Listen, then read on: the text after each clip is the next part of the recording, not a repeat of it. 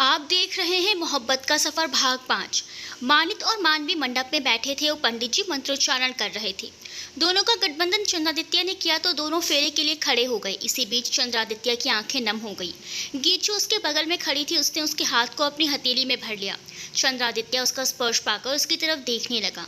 गीत सामने चेहरा किए हुए खड़ी थी। उसकी निगाहें फेरे लेते मानवी और मानित पर टिकी थी। चंद्रादित्य ने अपनी पकड़ उसके हाथों पर मजबूत कर दी। मानित और मानवी फेरे लेने के बाद दोनों अपनी जगह पर बैठ गए। मानित ने मानवी की मांग में सिंदूर भरा और उसके गले में अपने नाम का मंगलसूत्र पहनाया। शादी संपन्न हुई। दोनों ने सभी बड़ों का आशीर्वाद दिया। खाने के टेबल पर सभी बच्चे बैठे थे तो वहीं दूसरी टेबल पर सब बड़े। मानित और मानवी को एक ही थाली में खाना परोसा गया था। रानू, अरे जीजा जी आप तो खा ही नहीं रहे। स्वयंभवी, लगता है जीजू शर्मा रहे हैं। हृदांक, अरे हम शर्मा हैं और शर्मा शर्माते नहीं जी। रानू, सही कहा, इस बात पर मैं एग्री हूँ, है ना जीजू। कहते हुए मानित की तरफ देखा तो मानित हल्के से मुस्कुराकर रह गया, क्योंकि जो रानू ने मंडप में कहा था उसे नहीं लगता यहाँ भी चुप रहेगी। तभी गीत, क्यों छेड़ रहे हो मानित जी को, देखो तो कैसे चुप बैठे हैं। लेकिन जब मानवी को देखा तो कैसे खो गए थे। कहते हुए उसने रानू को हाई फाई दी। सोमभवी को किसी का फोन आया तो वो उठकर चली गई। मानित मानवी को देख, जब बीवी इतनी खूबसूरत, मासूम और शर्मीली हो तो दूल्हे का होश खोना बनता है। जब आप लोगों की शादी होगी ना तब जानेंगे आप लोग। रानू, अभी तो हमारा टाइम है जीजू, लेकिन किसी को देखकर लगता है कि उसका अगले साल ही निपट जाएगा। चबे चंद्रादित्य आकर बैठते हुए, किसे क्या हो गया। रानू, गीत की शादी होगी रिदांग के साथ। अभी अभी बात हुई। रिदांग का खाना उसके गले में फंस गया और वो पूरी तरह खांसने लगा तो चंद्रादित्य उसकी पीठ सहलाने लगा। चंद्रादित्य की नजरें गीत पर टिक गई। गीत रानू को घूरने लगी। मानित और मानवी भी अचंभे से देखने लगे। गीत, ये क्या मजाक कर रही है रिदांग जी, आप इनकी बातों पर ध्यान मत दीजिए।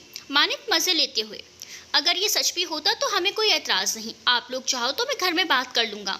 रिदांग के पीठ सहलाते चंद्रादित्य के हाथ रुक गए और वो गीत की तरफ देखने लगा तो वहीं गीत सर नीचे किए हुए बैठी रही।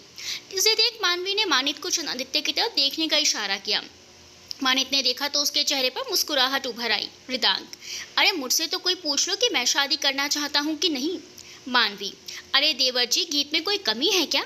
रिदांग, नहीं भाभी जी, वो तो बहुत अच्छी है, उनसे तो कोई भी शादी के लिए हाँ कह देगा। तो आप क्यों नहीं, रानू ने कहा। चंद्रादित्य एकटक गीत को ही देख रहा था। गीत में आती हूँ कहते हुए जाने लगी तो रानू ने उसका हाथ पकड़कर ये कहते हुए बिठा दिया कि अरे बैठ ना, कहाँ जा रही है, कोई काम भी नहीं है अभी। गीत वापस बैठ गई।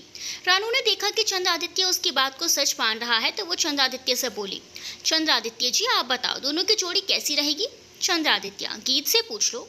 रिदांग बीच में ही, अरे यार मैं गीत जी से शादी नहीं कर सकता, मैं किसी और को पसंद करता हूँ। जब वो हाँ कहेगी तभी आप लोगों को बता पाऊंगा, अभी मुझे बख्श दो, कहते हुए चला गया। उसके जाने के बाद रानू और मानित ताली मारकर हंसने लगे। चंद्रादित्य को अब समझ में आया कि दोनों मजाक कर रहे थे। मानित मानवी को खाना खिलाने लगा। रानू अपने गाल पर हाथ रखकर, हाय काश हमें भी कोई ऐसे ही खिलाने वाला होता, मगर कमबख्त हमारा ऐसा नसीब कहा। मानित और मानवी उसे खिलाते हुए, अभी दीदी और जीजू से काम चला लो। मानवी ने चंद्रादित्य को एक निवाला खिलाया तो चंद्रादित्य भी मानवी को खिलाने लगा। मानवी ने गीत की तरफ निवाला आगे बढ़ाया लेकिन गीत दूर थी तो चंद्रादित्य से कहा, भाई गीत को खिला दो ना। चंद्रादित्य ने गीत की तरफ निवाला बढ़ा दिया। गीत ने उसे नजर उठाकर देखा और हल्के से मुंह खोलते हुए खा लिया।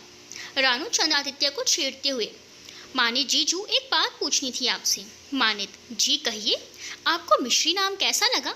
अब चंद्रादित्य की बारी थी ठसका लगने की। गीत के हाथ उसके पीठ पर चले गए। वो जल्दी से पानी का ग्लास उसके मुंह से लगाती हुई बोली, आप ठीक हैं। जब चंद्रादित्य ने सबको अपनी तरफ देखते हुए पाया तो हल्के से गला साफ करता हुआ सिर हिला दिया।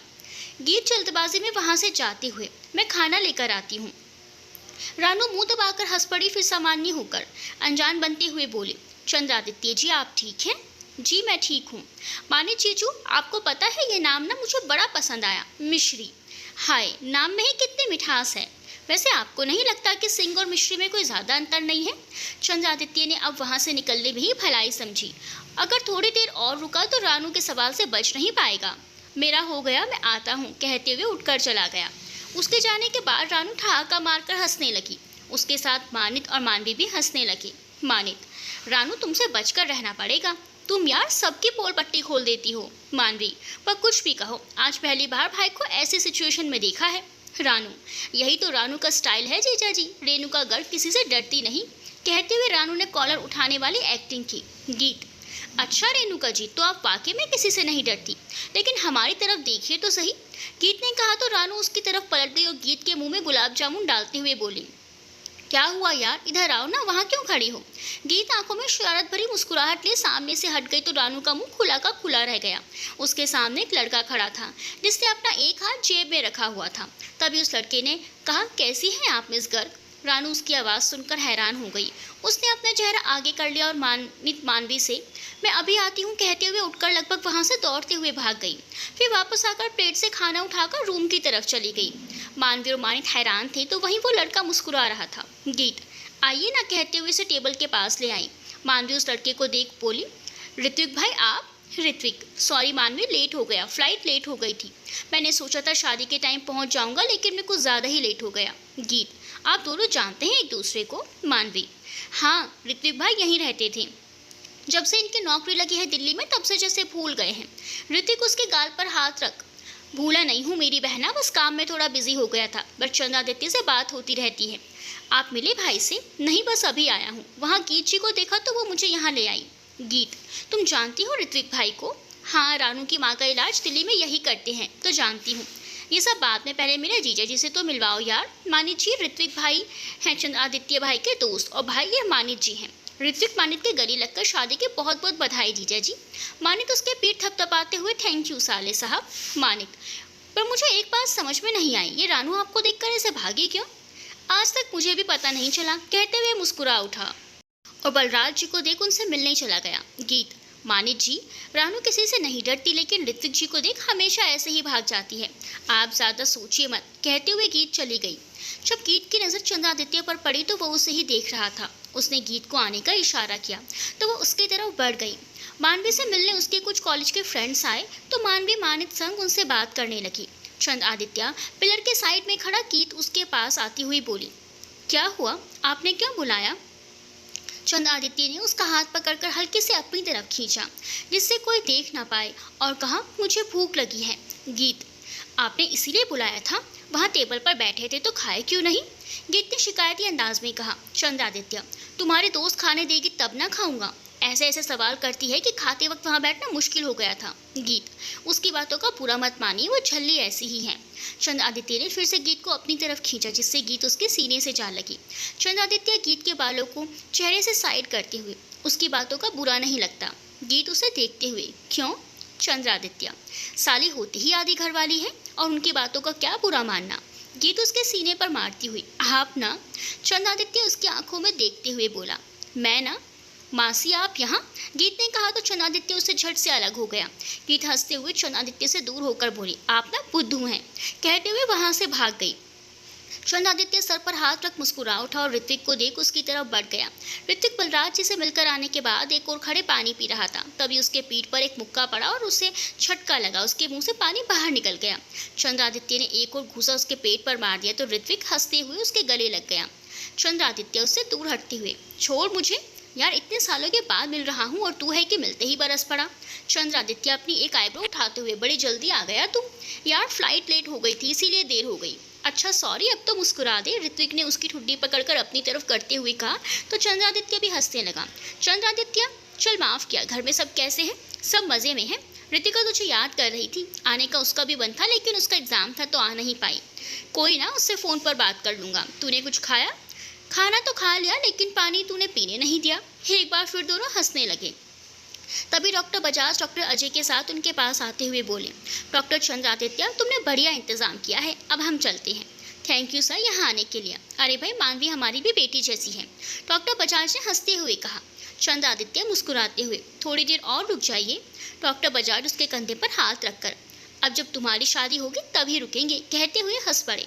चंद्रादित्य ने ऋत्विक को डॉक्टर बजाज से मिलवाते हुए कहा, ऋत्विक ये डॉक्टर बजाज और सर ये मेरा दोस्त डॉक्टर ऋत्विक राजवंश।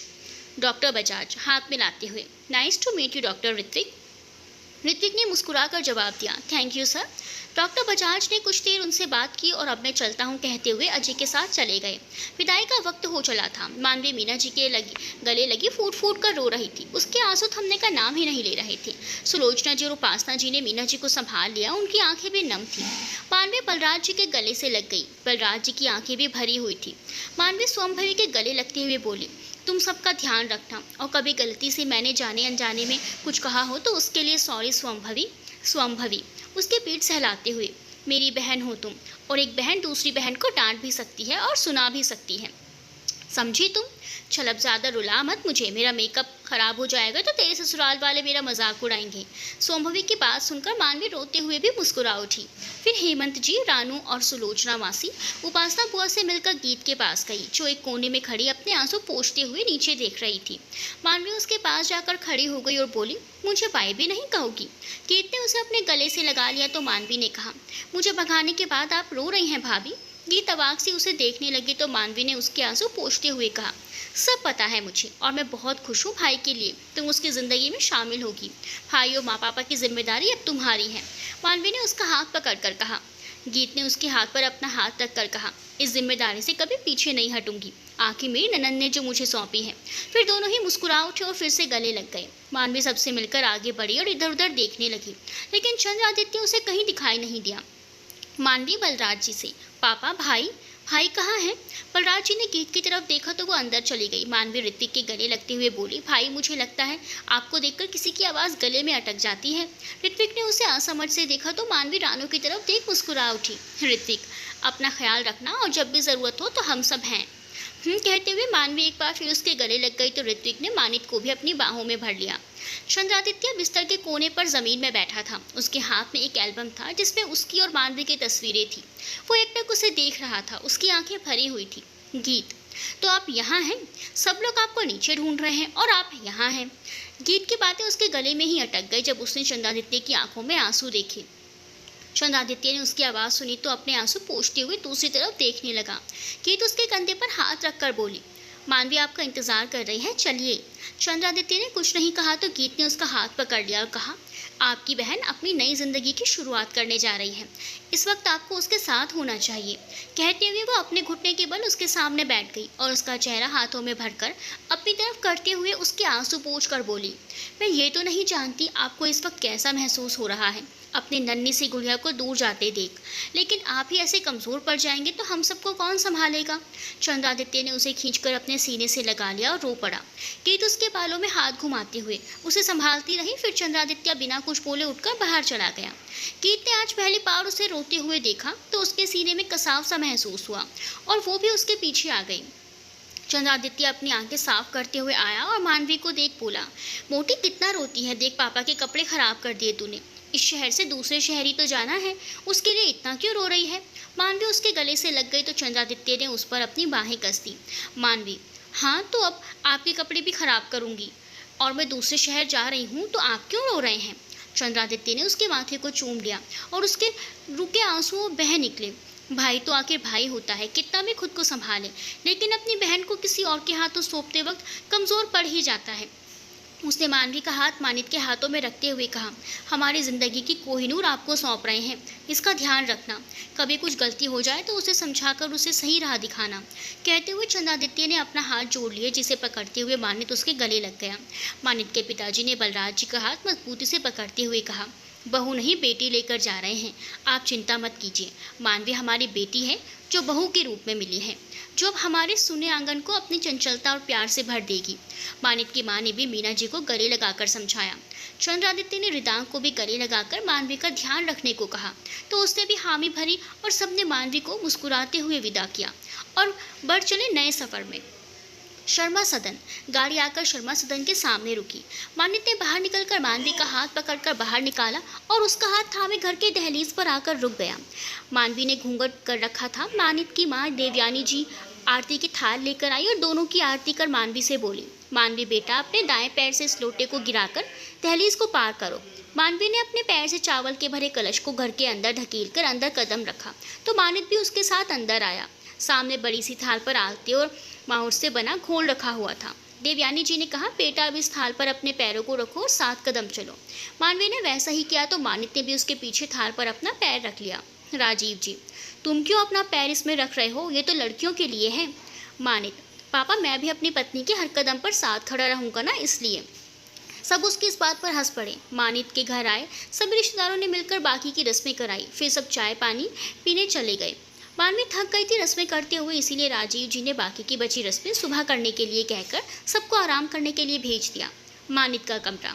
मानवी बेड पर बैठी थी, तभी मानित कमरे में आया और दरवाज़ा बंद करके उसके पास आते हुए कहा, तुम सोई नहीं अभी तक? मुझे लगा तुम सो गई होंगी। मानवी सर पर घूंघट किए हुए खामोश बैठी थी। उसने कुछ नहीं कहा। ये तुम सर पर घूंघट डालकर क्यों बैठी हो? एलर्जी हुई है क्या फेस में? मानवी अपने मन में, ये मानी जी इतने नॉर्मल तरीके से बात कर रहे हैं जैसे कुछ बदला ही नहीं। वो माँ ने कहा कि जब आप आए तो सर पर, इतना कहकर मानवी फिर चुप हो गई। मानित मुस्कुराते हुए उसके सामने बैठा और सर से घूंघट हटाकर बोला, देखो मानवी, तुम अब मेरी पत्नी हो, इसका ये मतलब तो नहीं ना कि तुम मुझे पहले से जानती नहीं हो। हमने साथ में कितने वक्त गुजारा है, जब से तुम्हारे घर पापा रिश्ता लेकर गए थे तब से। ये सब आप अभी क्यों? मैं बस इतना कहना चाहता हूँ कि जैसे तुम उस घर में रहती थी वैसे ही इस घर में रहो। मानवी चुपचाप मानित की सारी बातें सुनती रही। मानित, अगर तुम नहीं चाहोगी कि हमारा रिश्ता आगे बढ़े तब तक मैं तुम्हारे करीब नहीं आऊँगा। मैं तुम्हारे हर फैसले में तुम्हारे साथ हूँ। वो मानवी का माथा चूमने उठा तो मानवी ने कहा, मानित जी। मानित पीछे मुड़ा तो मानवी, आपका फ़ोन मिलेगा? मेरा फ़ोन घर में ही छूट गया है, एक शर्त पर, मानित ने कहा।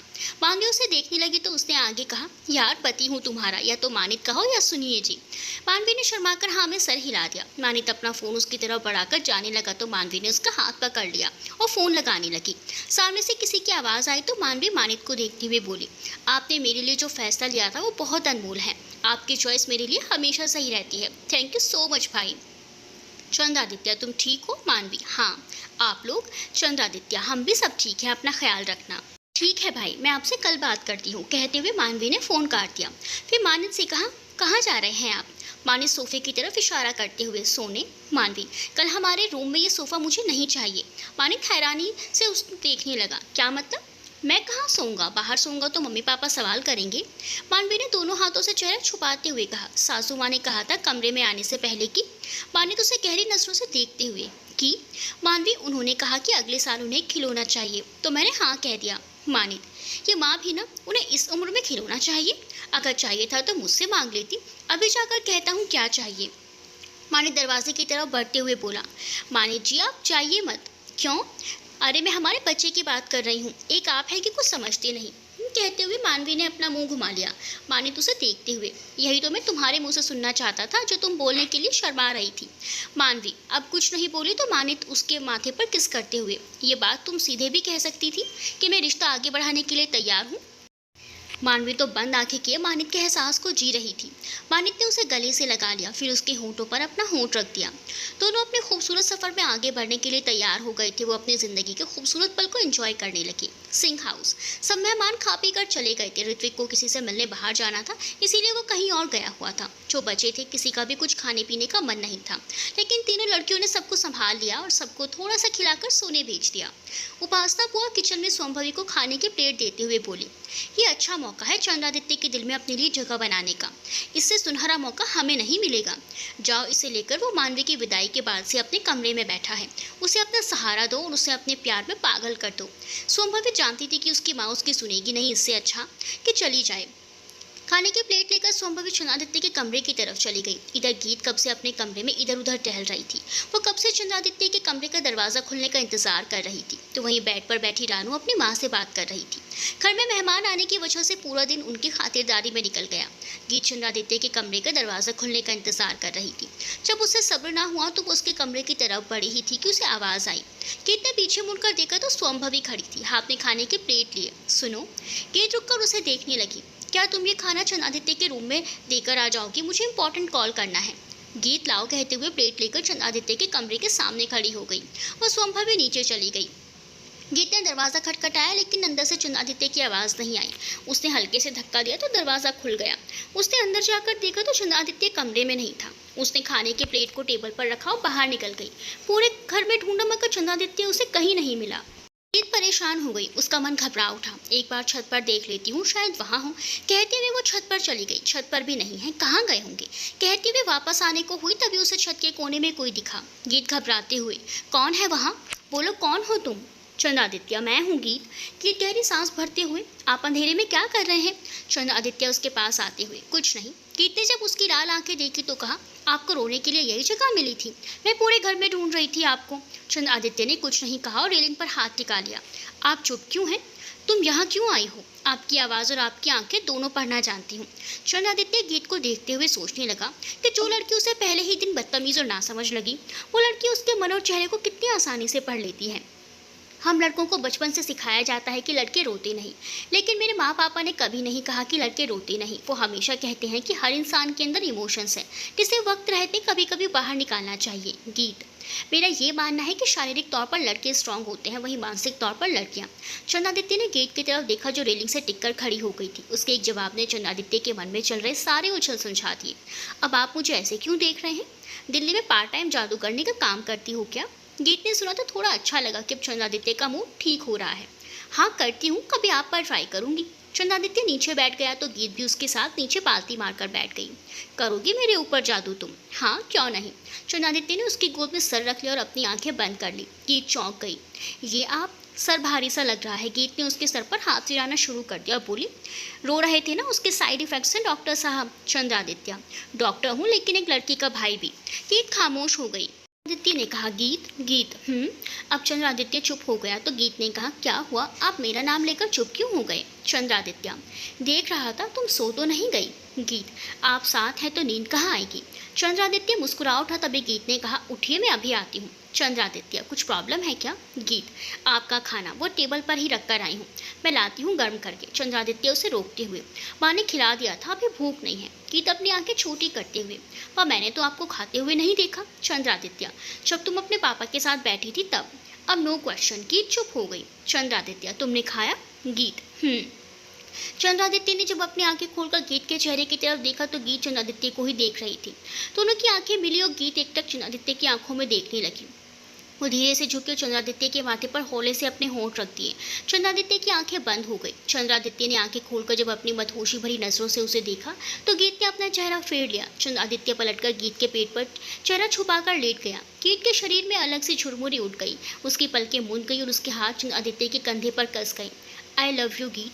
गीत ने सुना तो जैसे उसकी धड़कनों ने शोर मचाना शुरू कर दिया हो। वो खुद को संभालती हुई उठने लगी तो चंद्रादित्य ने उस पर अपनी पकड़ कस दी। उसकी ठंडी उंगलियां गीत को अपनी कमर पर घूमते हुए महसूस हो रही तो उसने कहा, आप?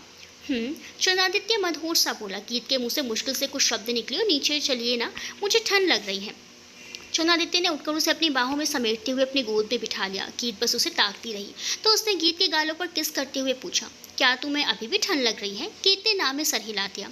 चंद्रादित्य के होंठों पर मुस्कुराहट तैर गई। उसने उसका चेहरा अपने हाथों में भरा और उसका माथा चूम लिया। गीत की पलकें एक बार फिर हया से झुक गई। चंद्रादित्य ने धड़कते दिल के साथ उसकी पलकों पर अपने होंठ रख दिए और कहा, सुनो, आंखें खोलो। गीत ने नाम में सर हिलाया तो उसने उसके ईयरलोब को हल्के से छू लिया। गीत ने झट से अपनी आंखें खोल ली। चंद्रादित्य होंठों पर मुस्कुराहट थी, उसे ही देख रहा था। गीत उसकी नशीली निगाहों में डूबने लगी और अपना चेहरा उसके और करीब कर लिया। दोनों के बीच कुछ ही इंच का फासला था जिसे मिटाते हुए चंद्रादित्य ने उसके अधरों को कैद कर लिया। गीत ने अपनी बाहें उसके गले में डाल दी तो चंद्रादित्य की पकड़ उस पर मजबूत हो गई। चांदनी रात में दोनों अपने एहसास में सरोबार हो रहे थे और चांद अपनी शीतलता उन पर बरसा रहा था।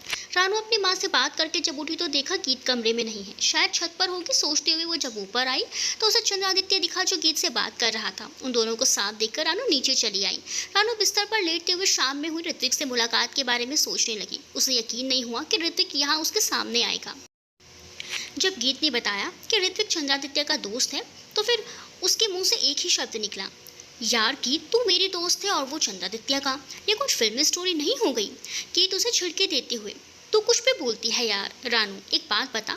गीत, तू कब से पूछने लगी? तू तो यहाँ आकर भीगी बिल्ली बन गई है, जबकि मैंने सुना था कि तूने आते ही चंद्रादित्य को खींचकर एक लाफा दिया था।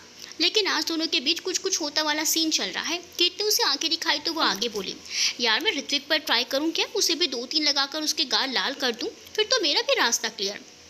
रानू अपनी आंखें टिमटिमाती हुई ताली बजाकर बोली तो गीत ने अपना सर पीट दिया। हे भगवान, वो गलती से हुआ था और उसका गिल्ट मुझे आज भी है।